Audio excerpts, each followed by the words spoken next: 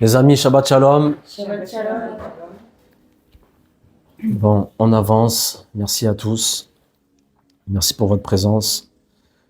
Avant de commencer, je voudrais déjà demander pardon à tous ceux qui nous écrivent et à qui on ne répond pas forcément. Ce n'est en aucun cas une forme de mépris ou de quoi que ce soit. C'est juste que nous sommes assez sollicités et on ne peut pas répondre à tout le monde. C'est très compliqué pour nous. Nous essaierons avec le temps de répondre à certaines questions dans divers cours. Et même si parfois je ne réponds pas, c'est que mon intention première est de répondre avec tellement de cœur et d'explications que je ne trouve pas le temps. Donc voilà, nous vous demandons pardon. Au nom de toute la Kehila, nous vous demandons pardon vraiment de ne pas répondre à toutes vos interrogations. Nous faisons ce cours pour la Yeshua de toute l'humanité et que l'Éternel nous guide et nous conduise dans sa vérité. Amen. Alors, pour répondre quand même à la question d'une sœur qui m'a envoyé une question très, très, très intelligente, très sage, pleine d'humilité et pleine de bon sens.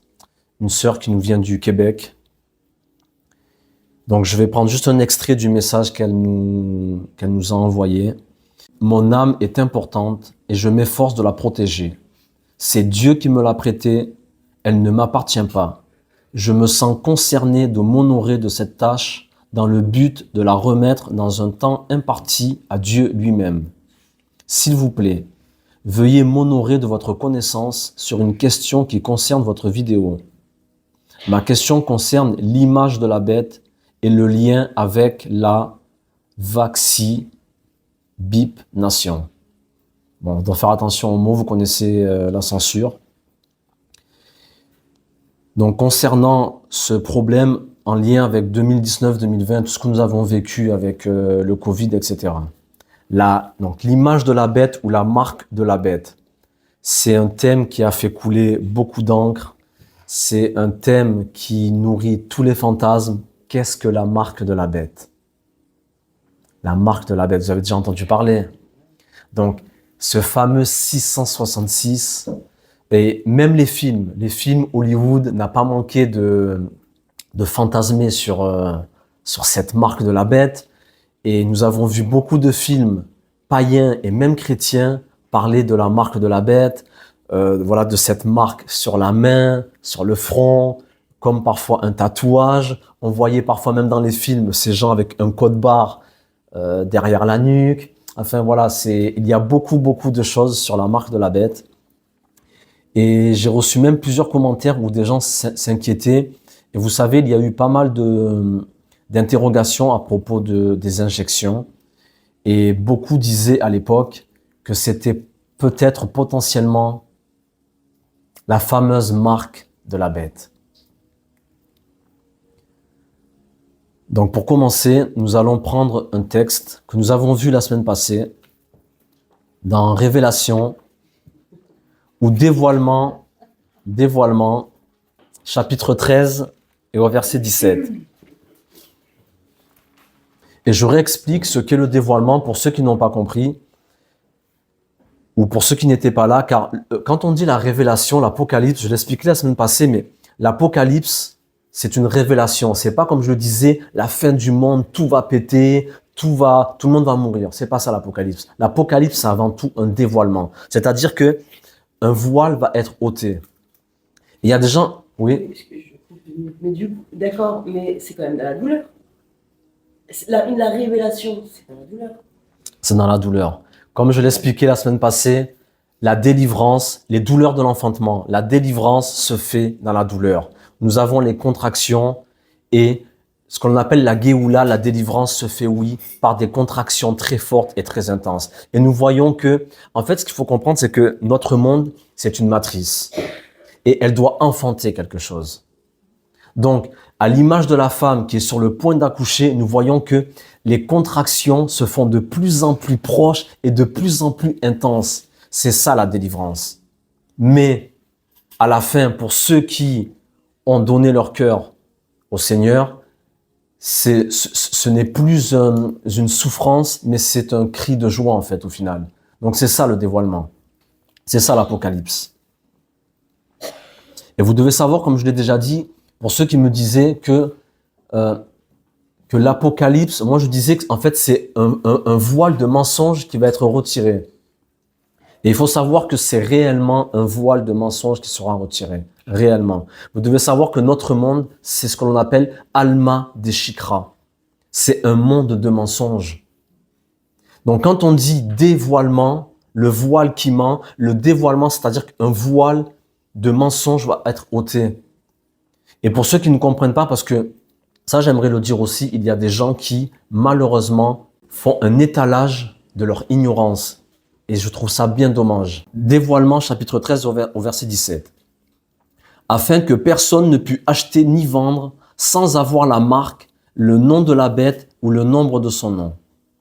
Dans une traduction un peu plus proche des textes araméens, afin que personne ne puisse acheter ou vendre si ce n'est celui qui porte sur lui l'empreinte du nom de la Chayuta ou le nombre de son nom. Donc de quelle empreinte s'agit-il? Est-ce une empreinte physique? Est-ce une empreinte spirituelle ou une empreinte génétique? Est-ce les trois? Est-ce deux? Est-ce aucune? Parce qu'il y a beaucoup de questions qui sont posées sur la fameuse marque de la bête. Là, nous voyons, d'après les textes araméens, que on a une précision qui est un peu plus proche de la réalité, c'est une empreinte. L'empreinte du nom, non pas de la bête, mais de la Chayuta. Et c'est un sujet très complexe, je vous demande vraiment d'être attentif. Donc nous voyons que au verset 11 du chapitre 13, la bête sort de la terre. Au verset 14, la bête exige une image de la bête. Au verset 15, il fut donné un esprit à l'image de la bête afin qu'elle parlât. Au verset 16 et 17, la bête exige que les hommes reçoivent à présent l'empreinte de l'image. Donc vous voyez que ce sont quand même des textes très énigmatiques, très codés et souvent très mal compris. Donc nous avons vu la semaine passée que la première bête sort de la mer, donc des nations. La deuxième bête sort de la terre, donc d'Israël, Eretz Israël. Nous voyons que cette bête demande aux hommes de faire une image de la bête, afin qu'ensuite les hommes reçoivent une empreinte de l'image de la bête. Mais de quoi on parle? De quoi on parle? Et on disait aussi qu'il y aura une grande séduction à la fin des temps, et tous les habitants de la terre adoreront l'image de la bête. Croyants, incroyants, fidèles, infidèles, jusqu'à même séduire les élus s'il était possible. Donc c'est grave. On ne parle pas de quelque chose d'anodin. Donc pour comprendre ce qu'est l'image, déjà, pour comprendre ce qu'est l'image de la bête, et qu'est-ce que l'homme, parce que nous voyons qu'il y a une image, et nous voyons que la bête demandera à l'homme de créer une image de la bête. En fait, ce qu'il faut comprendre, c'est que dans toutes les traductions, nous voyons que Dieu créa l'homme. Dieu n'a pas créé l'homme, Dieu a créé Adam. Et c'est autre chose. Et ça, ce sont des concepts très peu connus, surtout dans les milieux chrétiens. Très, très peu connus. Parce que Dieu n'a pas créé l'homme dans Bereshit chapitre 1, au verset 26. Dieu n'a pas créé l'homme, Dieu a créé Adam. Mais c'est traduit par l'homme. Et là, vous me direz, oui, Adam, c'est un prénom, en fait. Dire homme, Adam, non? Non, ça ne veut pas dire homme, Adam. Pas du tout. C'est traduit, Dieu créa l'homme. Dieu créa Adam. Et là, tous les exégètes et tous les traducteurs nous ont dit, Dieu créa l'homme à son image. En avance, vous devez comprendre une chose essentielle, c'est qu'il y a des lois dans l'interprétation, et dans ce que l'on appelle l'herméneutique, il y a des lois. Et là, je vais vous apprendre une loi, je pense que vous ne connaissez pas, ce que l'on appelle la loi de la première mention. La loi de la première mention. C'est-à-dire que pour comprendre un texte, tu dois appliquer ce que les gens n'aiment pas. Dès qu'on parle de loi, les gens s'énervent. Mais il y a des lois, même dans l'herméneutique. C'est ce que l'on appelle la loi de la première mention. C'est-à-dire que là, je suis en train de prendre un texte que l'on appelle l'Apocalypse, ou la révélation, ou le dévoilement. Mais nous sommes à la fin d'Écriture. Nous sommes dans le dernier livre des 66 livres de la Bible. Mais comment tu veux comprendre un texte ou un verset ou un mot dans le livre de la fin si tu ne connais pas les Écritures? C'est impossible. Et c'est là que tu dois appliquer la loi de la première mention. La loi de la première mention, ça veut dire que quand je vois un mot dans le dernier livre de la Bible, je dois m'efforcer, faire l'effort de trouver ce premier mot dans la Bible lorsqu'il a été mentionné la première fois en fait. C'est ça la loi de la première mention. C'est-à-dire que je dois faire l'effort, la recherche de quand Dieu a prononcé ce mot pour la première fois pour comprendre ce que veut réellement dire ce mot. Donc là, quand nous voyons dans Dévoilement, chapitre 13 au verset 17, l'empreinte du nom de la bête ou l'image, nous devons appliquer la loi de la première mention pour comprendre ce que veut dire le mot image. Sinon, vous ne pouvez pas comprendre. Donc, en d'autres termes, si tu veux comprendre la fin, tu dois d'abord comprendre le commencement. Si tu veux comprendre Apocalypse, tu dois comprendre Béréchit. Pour comprendre cette énigme, tu dois comprendre d'abord Béréchit. Lorsque Dieu a parlé la première fois de l'image. Sans ça, tu ne pourras jamais comprendre ce que signifie l'image de la bête. Si tu n'as pas compris quelle est l'image selon laquelle Adam a été créé, non pas l'homme, mais Adam. Donc, à la Genèse, nous voyons Dieu apposer sa marque, son empreinte sur Adam, créé d'après le modèle de l'image. Soyez concentrés parce que c'est très, très complexe. Mais ce sont des secrets fabuleux, fabuleux. Vous allez voir ce qui s'est passé. Ce qui est en train de se passer là dans les temps dits de la fin. La séduction qui est en train de se déverser sur l'humanité et de séduire même nos frères et sœurs. Et quand je vous parle de nos frères et sœurs, je ne vous parle pas des simples fidèles. Je vous parle d'une séduction qui séduit les pasteurs, les apôtres, les prophètes, les docteurs, les évangélistes, tous les ministères. Et qui entraîne avec eux toute une foule de personnes qui leur font confiance. Et c'est pourquoi je vous dis, oui, la séduction est grande. Et la Bible dit, si grande qu'elle peut séduire même les élus, s'il était possible. Mais Dieu ne permettra pas. Nous voyons à la fin des temps, quand on dit que l'homme sera marqué par le sceau de la bête quelque part. Donc, qu'est-ce qui se passe? En fait, l'homme a été créé, nous voyons dans Béréchit, à l'image de Dieu. Que va faire la bête? Il va faire la même chose. Il va vouloir apposer son sceau sur l'homme, créé à l'image de Dieu. Je lis pour nous rapidement. Genèse, chapitre 1 et au verset 26. Dieu dit, « Faisons l'homme à notre image, selon notre ressemblance. » Là, nous sommes dans l'ADN. Vous savez que l'être humain est constitué d'informations que l'on appelle ADN, un code génétique. Dans l'être humain, il y a un code génétique. Vous devez savoir que ce code génétique, 10, 5, 6 et 5, ce sont les lettres du tétragramme Yud et Vav E. Le tétragramme, c'est ce qu'on appelle le nom divin. Quand vous voyez « et l'Éternel dit », nous on a traduit le mot « éternel », mais en réalité, c'est un tétragramme qui est écrit, mais dans toute la Torah. Quand c'est écrit « l'Éternel, Dieu dit », en fait, c'est Yud et Vav et Elohim. C'est ça qu'il est écrit. Et vous devez savoir que cette empreinte de Dieu est inscrite dans le génome humain, dans l'ADN. Nous avons l'empreinte de Dieu dans notre ADN. Et pour aller plus loin, lorsque je vous disais que Dieu dit « faisons l'homme à notre image », c'est pas « faisons l'homme à notre image », c'est « faisons Adam à notre image ». Mais vous devez savoir que Adam, ce n'est pas un homme. Adam, ce n'est pas un homme. Adam, c'est un code. Adam, c'est un code. Et là, je vais dire des choses graves, très graves, très, très graves. Des choses qui sont très peu enseignées.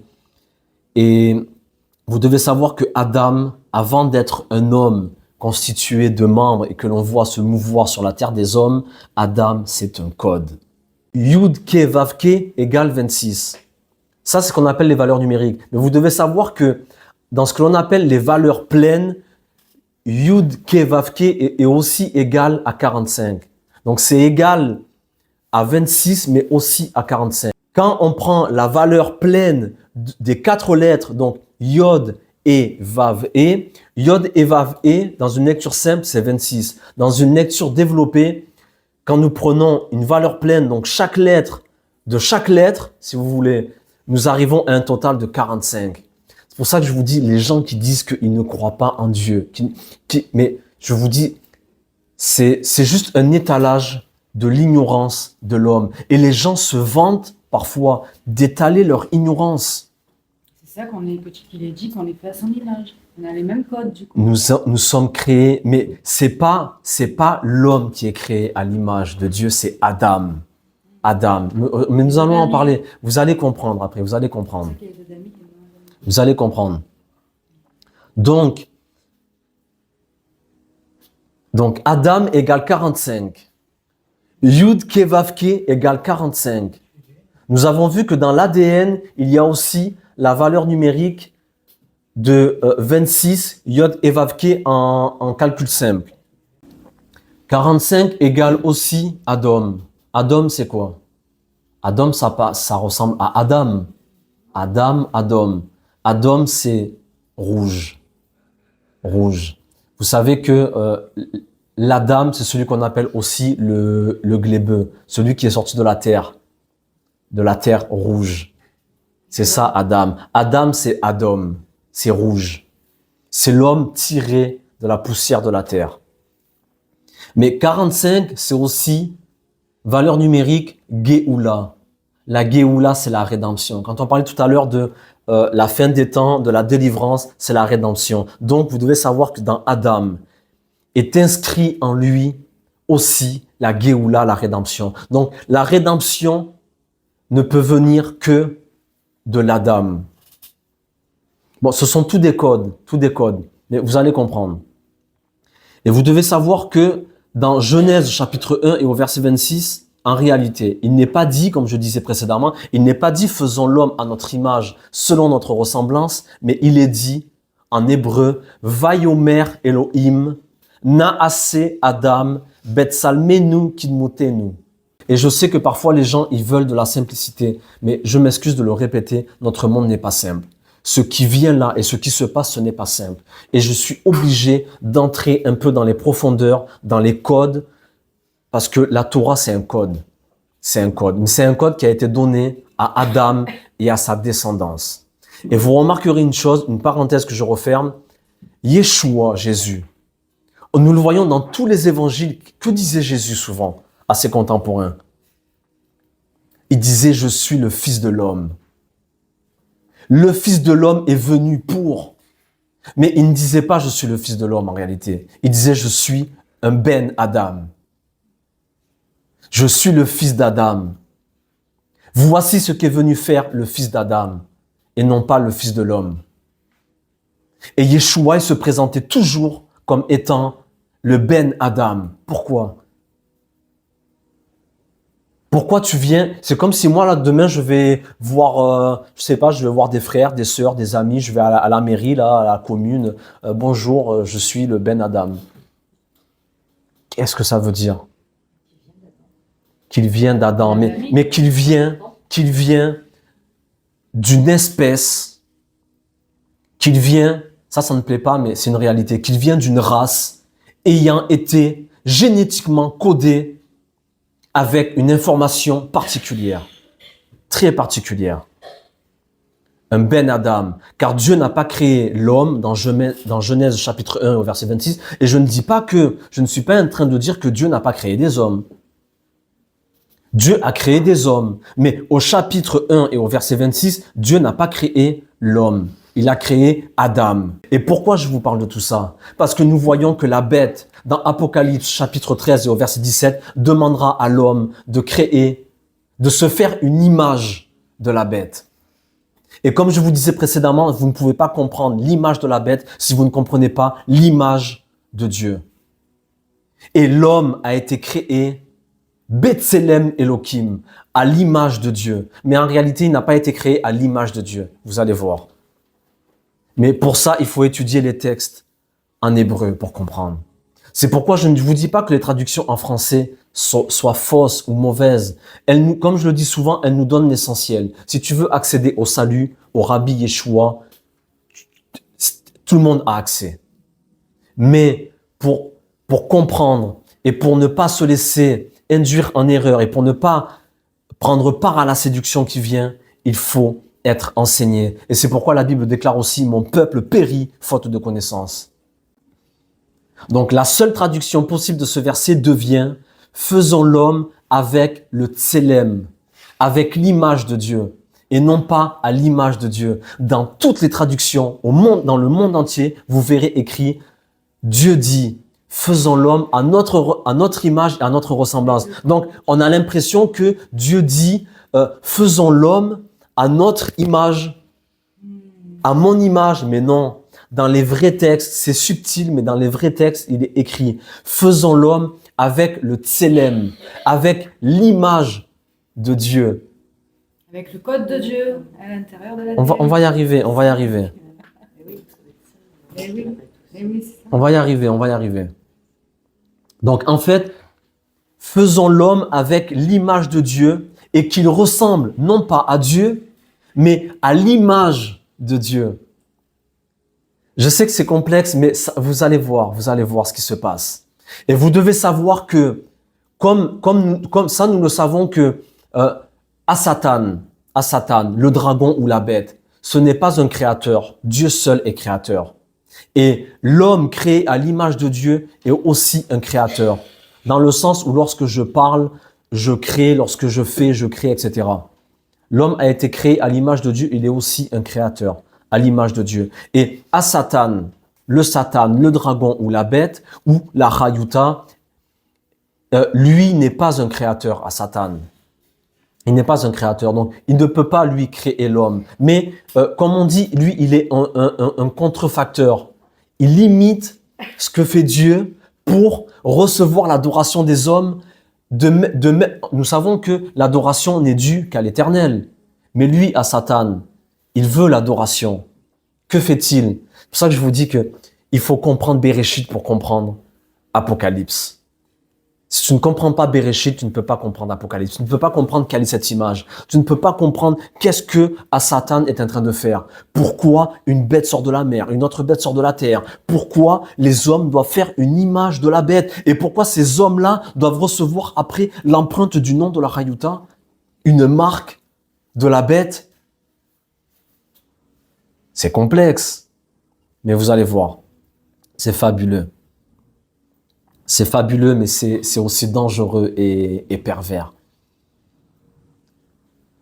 Donc, l'homme est fait non pas à l'image de Dieu, je répète.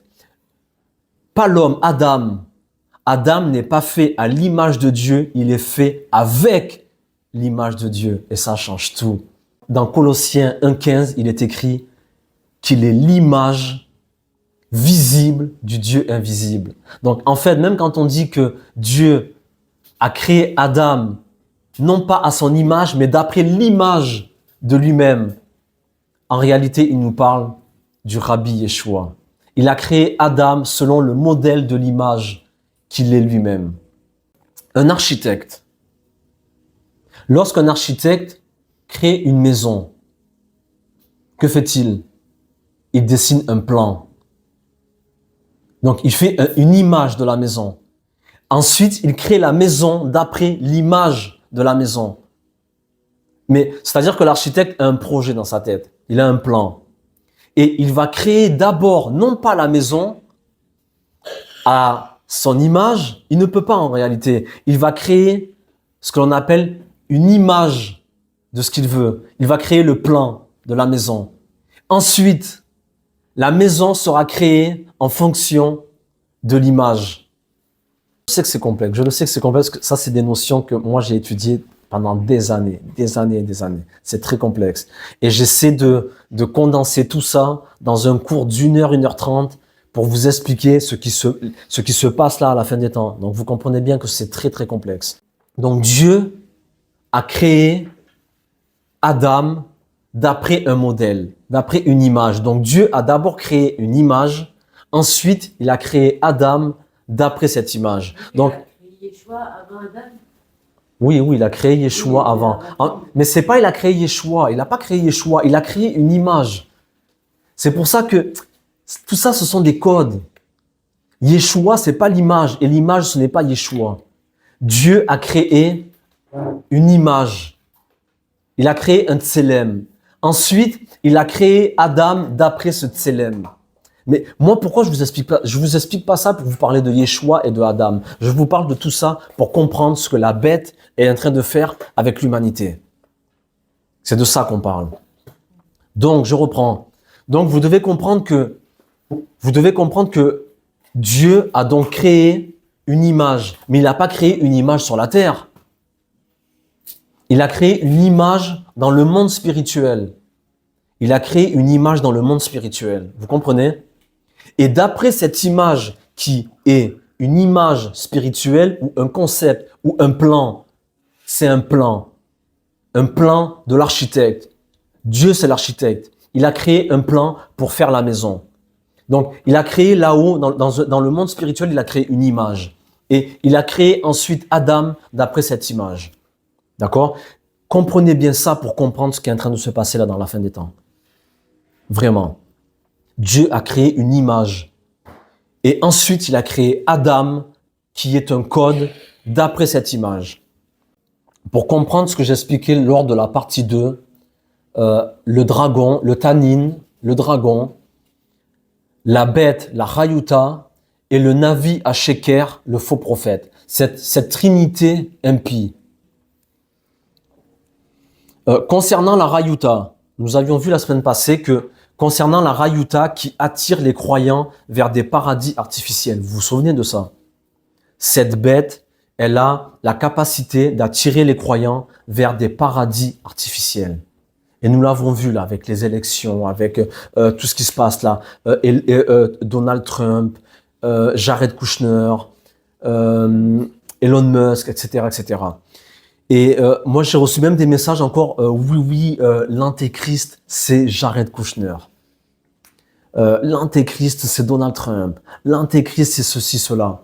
Moi, je vous dis franchement, en toute humilité, j'ai mes avis, j'ai mes opinions, mais je ne vous dirai pas que parce que je veux bien croire que Dieu va nous surprendre encore. Dieu n'a pas fini de nous surprendre. Et comme je le dis souvent, nous ici, nous ne figeons pas. Nous ne figeons pas, contrairement aux sectes et aux religions qui ont une pensée, qui figent cette pensée, et c'est de là que je le dis souvent, que naissent toutes les sectes. Donc, comme je le disais la semaine passée, cette puissance occulte pervertit et détourne la lumière sainte, vous vous rappelez de ça? Et leurre les êtres en quête spirituelle et les entrave avec les liens de leur illusion. Vous vous souvenez? C'est-à-dire que cette puissance a la capacité de prendre la forme de la lumière sainte et d'attirer, de leurrer, de tromper ceux qui ont une quête spirituelle afin de les amener vers une lumière en réalité qui est profane.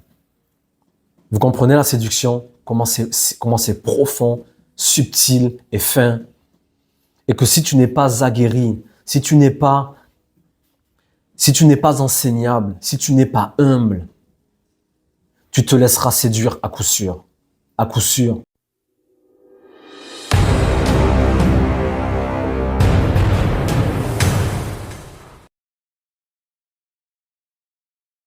C'est cette fausse lumière qui va créer l'image. Car cette image sera, comme on l'a dit, générée par les âmes illusionnées. C'est-à-dire que vous avez déjà vu ce que font les insectes quand allument la lumière. Ils sont attirés par la lumière. Ils viennent se coller à la vitre là. Pourquoi? Parce qu'il y a de la lumière. Et c'est ce que le monde est en train de faire. On leur présente une lumière et ils sont attirés et en réalité entravés avec les liens de leur propre illusion. Ce que je vous expliquais, c'est là que c'est grave. C'est là que c'est grave. Si tu ne développes pas le discernement des esprits, de ce qu'il y a derrière cette lumière, la Bible dit aussi que Satan se déguise en ange de lumière. En ange de lumière.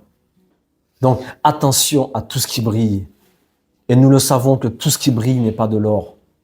Faites attention. Et quand on dit tout ce qui brille n'est pas de l'or, vous savez qu'en hébreu, or, ça veut dire lumière. Donc tout ce qui brille n'est pas de la lumière. Faites attention à tout ce qui vous paraît être de la lumière, mais qui en réalité n'en est pas. Et vous vous souvenez que je vous disais que cette image qui sera créée, en réalité non pas par la bête, mais par les hommes, je vous avais dit que cette image était ce que l'on appelle un égrégore. Vous vous souvenez? Et je vous disais donc que cet égrégore, en réalité, sera créé par ces âmes illusionnées qui vont mettre leur cœur et leur énergie dans cette bête, et cette énergie déployée va créer ce que l'on appelle un égrégore. Et comme je sais que c'est un terme qui ne plaît pas dans les milieux religieux, j'ai fait exprès là de vous donner quelques synonymes pour comprendre ce qu'est un égrégore. Donc, synonyme d'égrégore, entité collective. Et là, vous allez comprendre ce qui s'est passé dans les milieux croyants, dans les églises, dans les communautés religieuses. En fait, le synonyme d'égrégore, c'est entité collective, conscience groupée, champ énergétique, esprit de groupe, force collective, âme collective, esprit commun, entité partagée, conscience collective ou encore champ psychique. Ça veut dire quoi? C'est-à-dire que quand vous prenez un groupe de 100 personnes, de 1000 personnes, de millions de personnes ayant une foi commune, ayant un champ énergétique commun, un esprit de groupe, en fait, cet esprit de groupe va former une énergie qui va créer ce que l'on appelle dans les mondes supérieurs, dans les mondes spirituels, un égrégore, une entité, pour ne pas dire une image.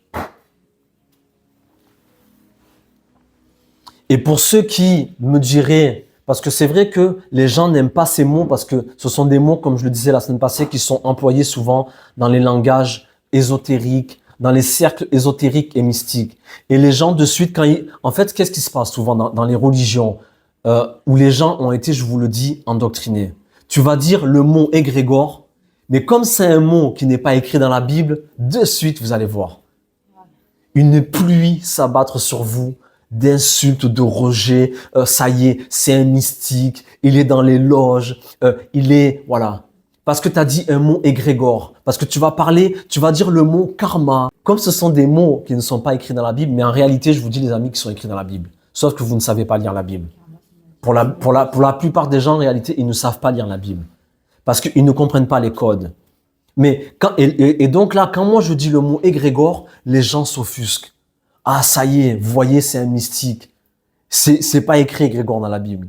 Et c'est là que je vais souligner et soulever la malhonnêteté de nos frères et sœurs dans les églises, dans les synagogues et de partout, chez les religieux. Parce que regardez, pour vous déranger un peu, un verset que tout le monde connaît et que même nos frères et sœurs dans les églises le citent en permanence. Matthieu chapitre 18 et au verset 20. Car là où 2 ou 3 sont assemblés en mon nom, je suis au milieu d'eux. C'est Jésus qui parle là. C'est Yeshua qui parle. Il dit, quand 2 ou 3 sont assemblés en mon nom, je suis là au milieu d'eux. Question. Pourquoi lorsque 2 ou 3 sont assemblés au milieu d'eux, sont assemblés en mon nom, je suis au milieu d'eux? Non, mais donc quand tu es tout seul, je ne suis pas avec toi alors. Quand tu es seul, je ne suis pas avec toi. La Bible déclare dans Matthieu chapitre 18 au verset 20, car là donc, dans un lieu où 2 ou 3 sont assemblés en mon nom, je suis là au milieu d'eux. Mais ça veut dire quoi? Donc tu descends de ton trône du ciel et tu viens siéger au milieu de nous? Eh bien non, les amis. Donc même la Bible nous parle de ce qu'est un égrégore. Mais comme les gens ne savent pas lire et comme aucun pasteur ne vous parlera jamais de ces choses, je vous dis bien jamais. Vous pouvez aller chercher, vous ne trouverez pas. Ni pasteur, ni rabbin, ni imam. Mais ce sont des réalités scripturaires. Car là où 2 ou 3 sont assemblés en mon nom, je suis au milieu d'eux. C'est-à-dire que synonyme d'égrégore, entité collective, conscience groupée, esprit de groupe, âme collective, esprit commun. C'est-à-dire que quand là où 2 ou 3 sont assemblés en mon nom, votre énergie commune que vous mettez là, elle crée une force que l'on appelle en réalité un égrégore. Et je suis là au milieu d'eux. Mais vous allez comprendre plus tard, vous allez comprendre ce qui est en train de se passer. Mais j'ai jamais dit que c'est une mauvaise chose, non, non, du tout. Tu sais, tout ce qu'il y a du côté négatif a son existence dans le côté positif. Il y a toujours la chose et son contraire. N'avez-vous jamais entendu, pour ceux qui connaissent les lieux de culte, n'avez-vous jamais entendu, là je parle pour les hypocrites, n'avez-vous jamais entendu dire après un culte, oh c'était fort, oh j'ai senti l'Esprit de Dieu, Dieu était au milieu de nous. Oh oui. Non mais écoutez-moi bien les amis, en réalité, bien souvent, nous l'avons vu de nos propres yeux, bien souvent, et j'insiste et je pèse mes mots, l'Esprit de Dieu n'était pas au milieu de vous.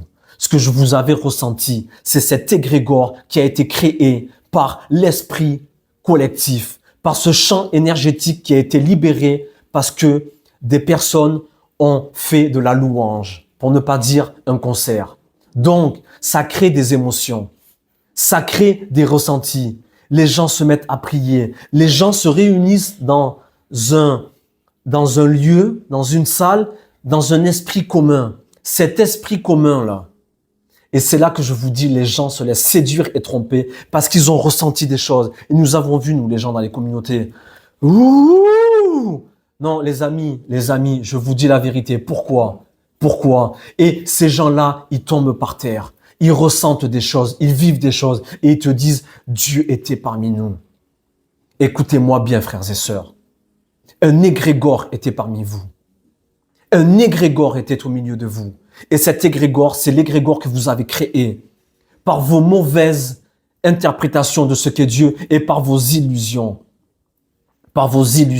Et c'est ça, l'image de la bête, Tsalma Lechayuta, que la bête va demander aux habitants de la terre, de toute la terre, de créer une image, afin que ces êtres-là reçoivent ensuite l'empreinte du nom de la bête. Autre question, que s'est-il passé lors de la Seconde Guerre mondiale? Que s'est-il passé lors de la Seconde Guerre mondiale? Lors du nazisme? Que s'est-il passé lors de la guerre du Rwanda? Ou Tutsi, où des peuples du jour au lendemain massacrent toute une population? Que s'est-il passé lors de l'Allemagne nazie, où un homme a commencé à déclarer des choses et tout un peuple s'est uni comme d'un commun accord et une énergie a fait que, et même souvent, des fois, nous arrivait de regarder des reportages, mais que s'est-il passé? Du jour au lendemain. Ouais, mais que s'est-il passé? Quel est cet esprit de folie qui a attrapé comme ça toute une population, des millions d'individus? C'est ce que l'on appelle un égrégore, une entité créée, générée par les âmes illusionnées, qui donnent leur force, qui mettent leur cœur dans quelque chose et qui vont créer une force qui va emporter, je vous dis, tout le monde.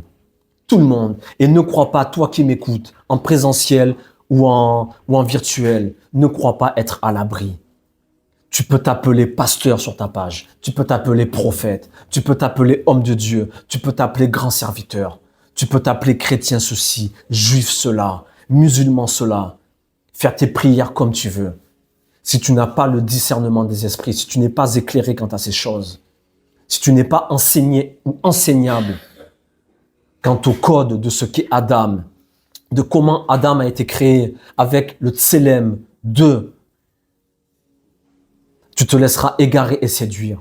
Parce que tel un moustique, tel un moucheron, lorsque tu verras apparaître une lumière, tu iras vers cette lumière, vers des paradis artificiels. On avance. Dévoilement, toujours chapitre 13 et au verset 14. Et elle séduisait les habitants de la terre par les prodiges qui lui étaient donnés d'opérer en présence de la bête, disant aux habitants de la terre de faire une image à la bête. Et là, je m'arrête. Et là, je m'arrête et je reviens sur ce que je disais précédemment. Lisons bien le texte, s'il vous plaît. Donc, elle séduisait qui? La bête. Les habitants de la terre par les prodiges qui lui étaient donnés d'opérer en présence de la bête, disant aux habitants de la terre de faire une image à la bête. Ce sont les habitants de la terre à qui il est demandé de faire une image de la bête. Et c'est ce culte, cette adoration, ce que nous avons vu là récemment. C'est cet engouement, c'est ce désir, c'est cette création qui a été générée par ces âmes illusionnées qui est déjà en train de créer un égrégore, une image de la bête.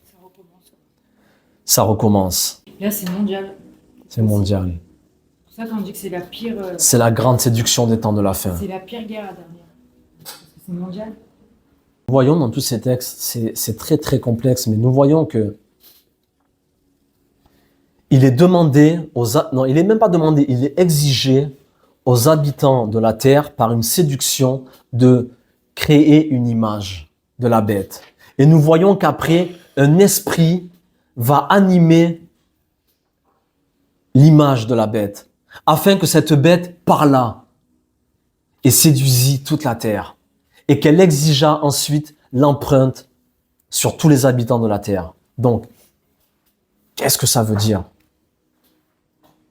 Une image est créée, un esprit ensuite anime la bête afin qu'elle parlât. Et c'est exactement ce qui s'est passé avec Adam. Dieu créa un tselem, il a créé une image. Ensuite, il a créé celui que l'on appelle Adam, d'après le modèle de ce tselem. Qu'est-ce que Dieu a fait ensuite? Il a envoyé un souffle de vie dans Adam et il devint ce que disent les Écritures, un Nefesh Chaya, une âme vivante. Et c'est exactement ce qui va se passer. Une fois que l'image de la bête sera créée, un esprit va entrer dans l'image de la bête afin qu'elle parlât. Et là, elle deviendra donc autonome et asservira toutes les nations, pour que toutes les nations et tous les peuples et toutes les tribus et toutes langues l'adorent. Et que ceux qui n'adorèrent pas la bête fussent tués. C'est ce que disent les textes. Pour revenir à l'empreinte du nom de la bête, à la marque de la bête, sujet, je vous dis, qui nourrit tous les fantasmes, la marque de la bête. Laissez-moi vous dire que pour répondre à la question donc de notre sœur du Québec, qui au passage, je prie l'Éternel, notre Dieu, qu'il bénisse le Québec et le Canada et les États-Unis d'Amérique, à savoir que nous sommes aussi très suivis, je le disais, par la population québécoise, que je bénis donc au passage. Donc, pour répondre à cette question sur, vous savez de quoi je parle, il est effectivement permis de penser que l'empreinte du nom de la bête se trouve dans le sang. Je répète, pour revenir à l'empreinte du nom de la Chayuta, il est effectivement permis de penser, mais ce sont des mots que j'ai choisis, il est effectivement permis de penser. Je ne dis pas que c'est ça. Comme je le dis et je le répète, ici, on ne fige pas. On ne fige pas. Tous ceux qui se sont fait injecter, tous ceux qui ont reçu des doses, je ne suis pas en train de figer. Je dis qu'il est effectivement permis de penser que l'empreinte du nom de la bête, ou donc la marque de la bête, se trouve, oui, dans le sang. Pourquoi? Selon le schéma biblique précité ou préétabli depuis la Genèse. Depuis Bereshit, chapitre 1 et au verset 26. Dieu créa Adam. Et je vous disais que Adam, c'est un code. Adam, ce n'est pas un homme. D'accord? Et certains, bien entendu, la marque de la bête, voilà, le code sur la main, la puce RFID, tout le monde connaît aujourd'hui. Bien évidemment, c'est très étrange. Donald Trump, qui sort de nulle part, le Messie d'Israël, le Messie du monde, avec derrière lui comme conseiller Jared Kushner, donc un juif orthodoxe, milliardaire, ayant acquis le plus grand immeuble des États-Unis avec pour numéro 666. Donc, bien évidemment qu'il y a beaucoup de choses, mais ne figeons pas. Et cerise sur le gâteau, la cerise, c'est qui? Elon Musk. Cerise sur le gâteau, Elon Musk, potentiellement ministre du gouvernement de Monsieur Donald Trump, chef des États-Unis d'Amérique, première puissance mondiale, en avance sur toutes les technologies comme personne, ayant dépassé tous les États dans le domaine de la technologie, du transhumanisme, de la robotique, et j'en passe. Avec voilà tous les projets qu'il a, enfin c'est juste hallucinant ce que nous sommes en train de vivre en ce moment. C'est pour ça que je vous dis, si vous ne comprenez pas là aujourd'hui, je le disais la semaine passée, j'ai très peu d'espoir pour vous, très peu. Parce que tout est là, les amis. Et là, ce que je suis en train de vous révéler, ce sont des choses extraordinaires. Extraordinaires. Donc, pourquoi l'empreinte du nom se trouverait potentiellement dans le sang? Pourquoi? Donc, comme je disais, il est permis de penser que le sang des adorateurs de la Hayuta, donc de la bête, ceux qui ont créé cet égrégore, par leur adoration, par cette pensée collective ou par cet esprit de groupe, nous l'avons vu déjà, cet esprit de groupe. Ils ont déjà créé, je vous dis, une entité là-haut, dans le monde spirituel, ce qu'on appelle un égrégore, une force, qui sera plus tard animée d'un esprit. De quel esprit? De l'esprit d'Asatan, du dragon, afin d'asservir les populations. Donc, ce que vous voyez là, de potentiellement aujourd'hui encore gentil et lumineux, vous verrez dans les temps à venir. Donc, du coup, c'est nous qui... Parce que moi, j'ai vu une vidéo qui était très intéressante par rapport à pourquoi il faut prier. Tu disais une fois aussi que Dieu ne peut rien faire sans nous. J'ai vu une vidéo Exactement. très intéressante. Du coup, là, ça me fait penser qu'en fait, c'est le peuple, les hommes sur Terre qui m'ont donné autorité à Satan. Tu as tout dit Ça et veut tout dire dans un compris. corps de chair, Et c'est tout vrai. compris. Ce sont des croyants. Ce sont des croyants. Vous avez tout, tu as tout dit, Laura, et tout compris. Et comme je le disais, tu as raison de le rappeler, Dieu dans ce monde ne peut rien faire, et j'insiste, ne peut rien faire sans l'accord, entre guillemets, de l'homme ou sans la parole de l'homme. C'est pour ça que Dieu mettra toujours dans la pensée de l'homme une prière, une action, etc., etc. De la même manière, si Dieu doit passer par l'homme pour agir dans le monde de l'homme, parce que ce monde, il nous a été donné, il nous appartient. Et c'est pour ça que vous voyez le chaos sur la terre des hommes. Ce n'est pas de la faute de Dieu, c'est de la faute des hommes à qui ce monde a été donné. De la même manière, à Satan ne peut rien faire sans l'autorisation de l'homme. Et c'est pourquoi il est obligé à Satan de séduire l'humanité afin que cette humanité corrompue crée une image, un égrégore. Oui, ça fait penser un peu à une entreprise. T'es chef d'entreprise, tu as des ouvriers, s'ils font n'importe quoi. Exactement, exactement. C'est totalement ça, totalement ça. Et c'est là que nous comprenons que c'est à cause de l'incrédulité des gens qui ne sont plus aujourd'hui enseignables, qui sont en train de créer cette entité que nous souffrons. Donc, je disais, il est permis de penser que le sang des adorateurs de la Hayuta ait été, oui, génétiquement modifié. Pourquoi? Parce que de la même manière que Dieu a mis son empreinte dans le sang d'Adam, je disais tout à l'heure, Adam égale 45. 45 égale aussi Yod et Vav et dans sa valeur pleine. 45 égale Géoula, la rédemption. 45 égale beaucoup de choses et Adam aussi. Adam égale Adom, qui signifie rouge, qui, je vous disais, est sorti de la terre. Adam, Adama, la terre. Adam rouge, pourquoi? Parce que le sang le sang est de couleur rouge. Vous allez comprendre. Crème, c'est rouge. Donc, Dieu a mis son empreinte dans le sang d'Adam. Et je vous disais que Adam ne signifie pas homme. Adam ne signifie pas homme. Donc, ça veut dire quoi, Adam? Au-delà que Adam signifie 45.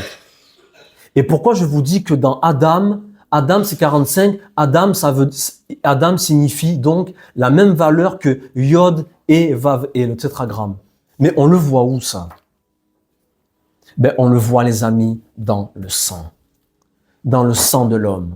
Pourquoi? Parce que Adam, quand je vous dis que Dieu n'a pas créé l'homme, il a créé Adam. Ça veut dire quoi, Adam? Adam, ça veut dire l'infini dans le sang. Parce que en hébreu, dam, c'est le sang. Ni plus ni moins. Quand on dit le sang en hébreu, on dit dam. Dieu a créé Adam. A, c'est quoi? C'est Aleph. C'est Aloufo Shel Olam. C'est le maître de l'univers. Aleph, c'est Dieu. Aloufo, quand on dit Aloufo Shel Olam, c'est le maître du monde. Et Dieu n'a pas créé l'homme, il a créé Adam. Il a mis le Aleph dans le Dam. Il a mis l'empreinte de l'infini dans le sang, dans Adam. C'est ça, Adam. Et c'est pour ça que je vous dis que Adam, c'est un code. Adam, ce n'est pas un homme. Adam, c'est un code. Et c'est pour ça, là, pour répondre aussi à tous les gens, ou non même pas pour répondre, mais pour enseigner, tous les gens dans notre génération qui sont frustrés à évangéliser les rues, à toujours dire « Ah non, il faut pas que la fin des temps vienne parce que et mon frère et ma sœur, ils seront pas sauvés. » Laissez-moi vous dire une chose. Sur cette terre, il y a Adam et il y a les autres. Ce que je dis est grave. Ce que je dis est grave, mais c'est une réalité. Dieu a créé les hommes. Mais dans Genèse chapitre 1 et au verset 26, Dieu a créé Adam. Et Adam, c'est l'infini dans le sang. C'est pourquoi vous remarquerez que il y a des gens, vous pouvez faire ce que vous voulez dans votre vie. Vous pouvez leur parler de Dieu le matin, le midi et le soir, donc au petit déjeuner, au déjeuner et au dîner. Ils ne comprendront jamais vos histoires de Dieu. Ils ne comprendront jamais. Pourquoi? Parce que Adam, ça veut dire la conscience de Dieu dans le sang. C'est ça que ça veut dire Adam. C'est-à-dire que Adam, c'est celui qui a la conscience du Aleph, d'Aloufo dans son sang. Adam. C'est ça, Adam. Et pour vous dire un secret, je vais vous donner un petit secret. Un petit secret, mais c'est en réalité, je dis un petit secret par humilité, mais c'est un très grand secret. Quand on parlait tout à l'heure là d'ADN, je vous disais que Dieu a mis son empreinte dans le sang de l'homme, dans son ADN, dans ses gènes, dans ses chromosomes. Ok, dans le génome humain, nous avons l'empreinte de Dieu. D'où le sujet de la marque de la bête, l'empreinte de la bête. Qu'est-ce que c'est? Est-ce que ça serait dans le sang? Est-ce que ça serait un code génétique? Et je vous dis qu'il est permis, oui, de le penser. Pourquoi? Parce que quand je vous parle d'ADN, ADN, ce sont 3 lettres. ADN, ce sont 3 lettres. C'est Aleph, Dalet, Nun. Non, Adam, c'est avec un même. Mais Aleph, Dalet, Nun, ce sont 3 lettres. Et le secret, c'est que quand je vous disais Yud Kevavke, l'éternel, c'est celui que l'on appelle Adonai. Adonai, il y a aussi l'ADN. C'est Aleph, Dalet, Nun, Yud. Nous rajoutons une lettre, Yud, la lettre Yud, pour dire Adonai. Mais dans le mot Adonai, que l'on appelle l'éternel, Adonai, nous avons ADN. Et ce sont de grands secrets. Des secrets terribles. Pour revenir à ça, arrêtez d'être frustré. D'être frustré, de vous mettre en colère, de vous fâcher. Quand vous voyez qu'une personne, votre voisin, votre conjoint même, n'est pas apte, ne comprend pas votre message, ne comprend pas ce que vous vivez. Vous êtes de la descendance d'Adam. Vous avez l'infini dans le sang. Vous avez une empreinte de Dieu dans votre sang. C'est pourquoi quand je te dis Dieu Yeshua, le rabbi, donne ta vie, ne pêche pas, sanctifie-toi. Pourquoi ça te parle? Pourquoi ça vibre en toi? Pourquoi ça résonne comme ça dans ton cœur? Parce que comme le disait Yeshua, je suis non pas le Fils de l'homme, mais le Ben Adam. Je suis la conscience de Dieu dans le sang, dans le dam. C'est ça, Adam.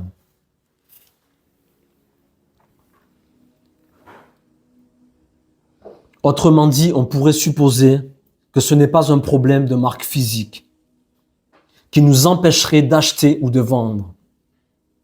Ils ne pourront plus ni acheter, ni vendre, ni libres, ni esclaves, riches ou pauvres, sans avoir la marque de la bête. Donc, il est permis de penser, je dis encore, je ne fige pas, il est permis de penser, d'après des études quand même sérieuses, d'après des codages et d'après un dévoilement. Apocalypse, c'est le dévoilement. Il est permis donc de penser que cette marque qui nous empêcherait d'acheter ou de vendre serait bien une empreinte dans le dam, dans le sang. Car celui qui a l'empreinte de Dieu dans le sang ne pourra pas adorer une entité créée par les âmes illusionnées. Celui qui a l'infini dans le sang, Adam, ne pourra pas adorer Tsalma Lechayuta, une image créée par les âmes illusionnées. Tout à l'heure, pardon, tu parlais d'Elon Musk tout à l'heure, mais Elon Musk, il a créé déjà la puce RNA. Oui, mais ça n'a rien à voir. Oui, Ça n'a rien à voir. Si tu n'as pas reçu cet ADN, on te refusera d'acheter, tu n'auras pas le droit. Tu n'auras pas le droit. On l'a vu avec les passes, on l'a vu avec beaucoup de choses. C'est avec ton cœur que tu t'interdiras d'acheter. C'est avec ton cœur que tu t'interdiras d'acheter, Oui, exactement. La société, il y aura un impact forcément. Je pense aussi, oui, mais ça sera les Toi, deux. tu voudras pas participer. Pour moi, c'est les deux. Ton cœur te. Oui, il y a les deux pour moi. Il y a Moi, le c'est les cœur, deux. mais il y a aussi le fait qu'ils sont en train de créer un système avec les cartes, etc. Et qu'on n'aura pas accès parce que Oui, on n'aura mais pas parce que- reçu. parce que Je pense que dans notre cœur, on Oui, ne voilà, pourra donc ça on ne concilie pourra pas les deux, quoi. rentrer dans ce système-là. Mm. Laissez d'en parler, sinon on va être... Donc, comme on le disait précédemment, tu vois, tu as eu encore de l'avance sur la fin du message. Tu vois, c'est bien d'être prophétique comme ça, c'est très bien. Dans notre monde, rien ne se fait sans l'accord des hommes. C'est pourquoi ces êtres tombés ont besoin de notre approbation, de l'approbation des hommes, et c'est ce que l'on appelle la loi du consentement. Tout ce qu'ils nous montrent, tous les rituels qu'ils font, toutes les symboliques qu'ils font, nous l'avons vu lors des cérémonies, des diverses cérémonies, tout ce qu'ils préparent là, toutes ces portes infernales qui s'ouvrent, ce n'est que grâce ou à cause du consentement des hommes, qui, par manque d'ouverture d'esprit, par manque d'intelligence, par manque de discernement, ou par fainéantise, par, je ne sais pas, mais qui ne prennent même pas la peine de s'intéresser à l'actualité, à ce qui se passe, à se préparer, à éveiller les gens, à alerter, à alerter. Est-ce que nous risquons nos vies? Bien entendu, je ne vous le cacherai pas. Mais nous avons été appelés à être des lumières dans ce monde, ni plus ni moins. Nous avons été appelés à être des lumières dans ce monde et à veiller, à faire attention, à faire très attention. Parce que je vous dis, cet esprit qui est en train de venir emportera des foules.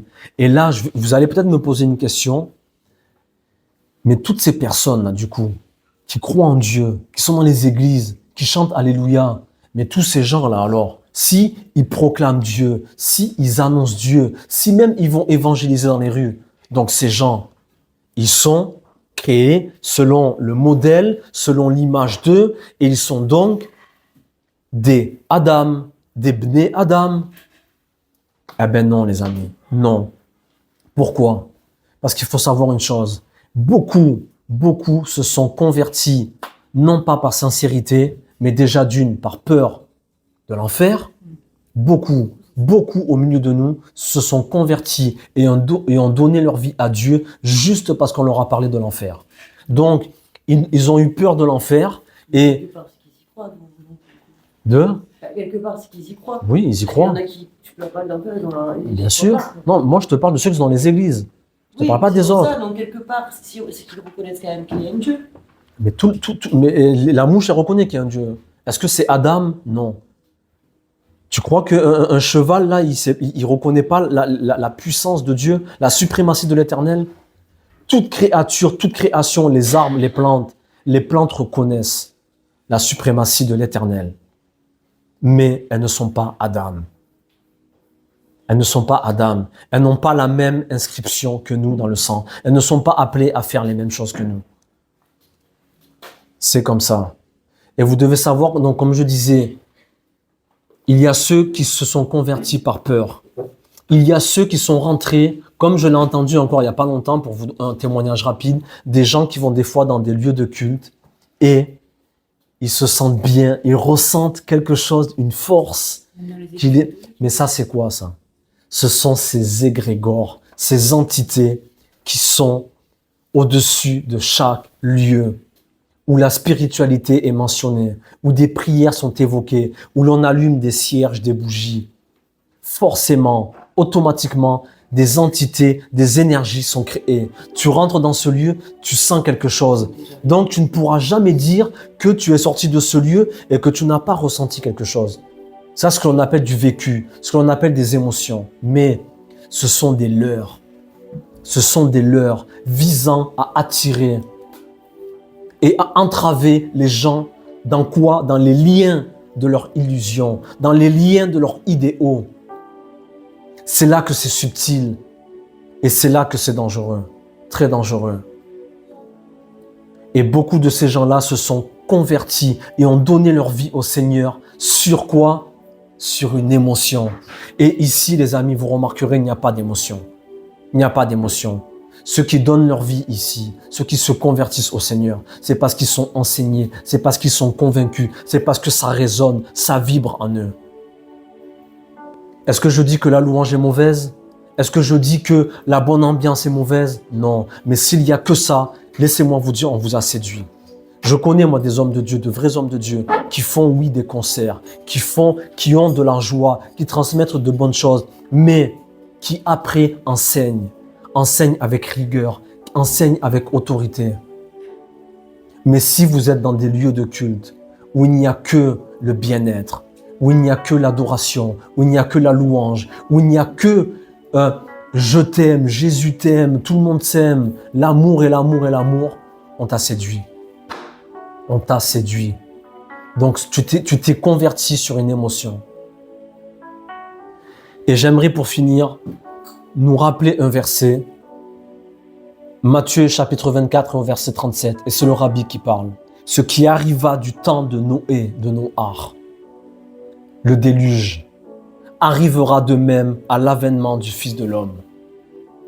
Et là, la pensée première, c'est le déluge. Très peu de gens ont été sauvés. Il est vrai que très peu de gens ont été sauvés lors du déluge. 8 au total, sur toute une génération. 8 ont échappé au déluge. Ils sont rentrés dans l'arche. Noach, sa femme, ses 3 fils et les 3 femmes de ses fils. Ils étaient 8 au total. Bien évidemment, ce sont des codes. Mais est-ce que la pensée de Yeshua, c'était que ça? Que très peu seront sauvés? Laissez-moi vous dire que ce qui arriva du temps de Noach arrivera de même à l'avènement du Fils de l'homme. Pour finir sur la pensée, sur la question que nous posait la sœur sur les bip bip. Il en sera de même à l'avènement du Fils de l'homme. Donc encore une fois, du Ben Adam, disait Yeshua. Il en sera de même, ça veut dire quoi? Est-ce que ça veut dire que très peu seront sauvés? Vous devez savoir, frères et sœurs, bien-aimés dans le Seigneur, du temps de Noach, il y a ce que l'on appelle les êtres déchus, les Néphilim, les fameux héros de l'Antiquité qui sont descendus sur la terre des hommes et qui ont vu que les filles des hommes étaient belles et ils ont convoité les filles des hommes et des géants naquirent